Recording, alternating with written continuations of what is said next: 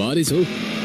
अहान एक करोड़पति business family का दामाद तो जरूर है, मगर उसकी हालत पर घर के नौकर भी कहते हैं कुछ पैसे चाहिए तो बता देना, तुम्हारी गरीबी देखी नहीं जाती। कहने को तो अहान जैसी रिच फैमिली के दामाद सड़कों पर महंगी कार दौड़ाते थे, महंगे क्लब्स में जाते थे, मगर अहान की लाइफ में 3 चीजें आम थी। पहली चीज बेइज्जती, दूसरी चीज बहुत बेइज्जती, और तीसरी चीज बहुत से भी ऊपर वाली बेइज्जती। और हाँ, कभी कभी वो किसी रईस को जब अपनी बीवी को एक महंगे होटल में खाना खिलाते देखता था तो वो खुद से कहता था, एक दिन अपना भी टाइम आएगा जब मैं महंगे सूट में ऐसी किसी महंगे होटल में जरूर शनाया ने बहुत विश। अहान चौंक कर उठ खड़ा हुआ। मोबाइल स्क्रीन पर देखा तो शगन का फोन था। अहान के सारे सपने छूमंतर हो गए। मेरे प्यारे जीजा जी, फोन नहीं उठाते आप? वो मैम। अच्छा वो सब छोड़िए, आप एक काम कीजिए, साहू ज्वेलर्स पे मेरा एक नेकलेस पड़ा है, मैंने ओनर को कॉल कर दिया है, वहाँ जाके नेकलेस कलेक्ट करके मेरे घर पे आ जाइए। शगुन, मुझे बैंक जाना है। ये बैंक जाने का तेवर किसी और को दिखाइएगा जीजा जी। वैसे भी आपको हमारे फैमिली के टुकड़ों पर ही पलना है, तो जितना काम कहा जा रहा है उतना कीजिए। और हाँ, नेकलेस के साथ में ओनर आपको 30,000 रुपए भी देगा, वो लेकर मेरे घर पे आ जाइए। और 30,000 रुपए में से 1 रुपया भी कम नहीं होना चाहिए। आज तक मैंने कभी चोरी नहीं की। तो दूसरी बात ये कि अगर मुझ पर इतना डाउट है तो किसी नौकर को भिजवा के करवा लो। क्या है ना, बहस करने की इजाजत आपको है नहीं, तो जितना काम कहा जा रहा है उतना कीजिए।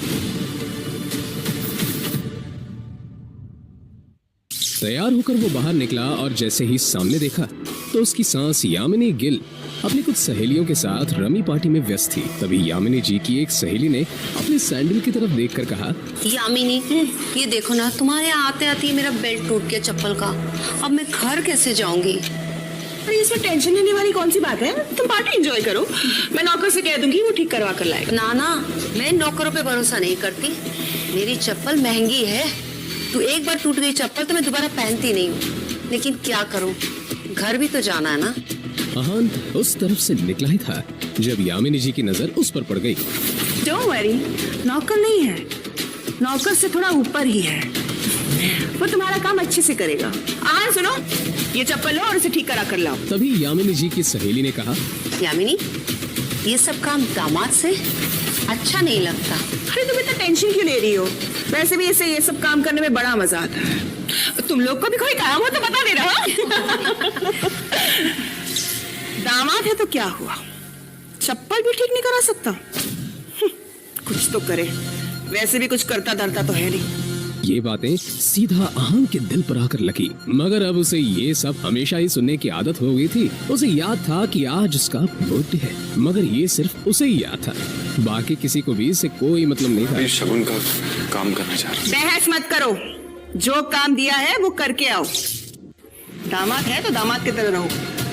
भिखारी कहेगा, पता नहीं शनाया की जिंदगी में ऐसा क्या लिखा था कि तुम जैसा निठल्ला पति मिला उससे। और अब यामिनी जी की सहेली ने अहान को उसकी टूटी हुई सैंडल की स्ट्रैप दिखाकर कहा, ये वाली चप्पल ठीक करना है, महंगी दुकान में ठीक करवाना, समझ में आया? कहते हुए उसने अहान का हाथ उठाकर सैंडल उसके हाथ में पकड़ा दिया। ना चाहते हुए भी अहान को यह काम करना ही पड़ रहा था।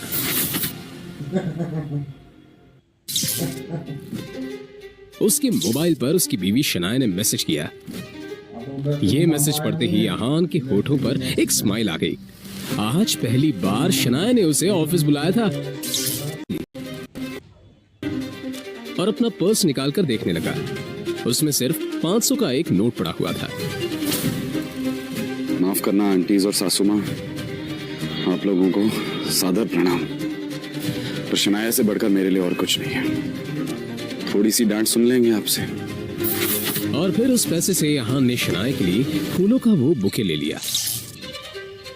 आज वो पहली बार गिल कंस्ट्रक्शन के ऑफिस जा रहा था, जो कंपनी गिल खानदान की थी। ये सोचकर आज वो फूला नहीं समा रहा था कि वहां उसका अच्छे से स्वागत होगा, कि तभी सामने से आने वाले एक आदमी से अहान टकरा गया। उसका नाम देव मल्होत्रा था। यू इडियट, दिखाई नहीं देता तुम्हें? पता नहीं कहां से मुंह उठाकर चले आते हैं।